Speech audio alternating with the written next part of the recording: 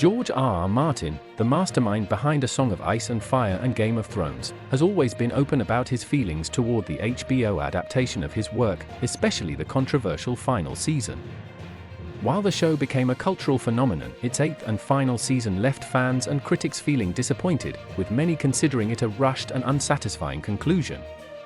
But how does Martin truly feel about the backlash and the way the show wrapped up? In an interview with Fast Company, Martin didn't shy away from discussing the difficulties of seeing his world adapted.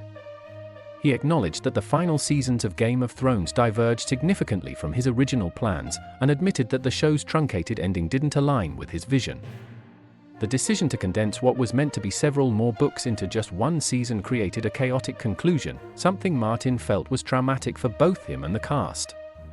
He also expressed frustration about how outside pressures, like studio and network involvement, influenced creative decisions that didn't always align with the story he envisioned. Martin noted that these creative differences often led to the addition of unnecessary subplots or character arcs to satisfy what he described as a high Q rating, referencing characters who were given more screen time despite not being central to the story. He made it clear that if the show had followed his plans more closely, it would have required several more seasons to do justice to the complexity of the narrative. However, Martin also voiced his concerns about the fandom's reaction to the series finale. He expressed confusion about how fans could go from adoring the show to harshly criticizing it. In an interview with The Independent, he questioned why people, who once loved the show, became so hostile, asking, "If you don't like a show, don't watch it.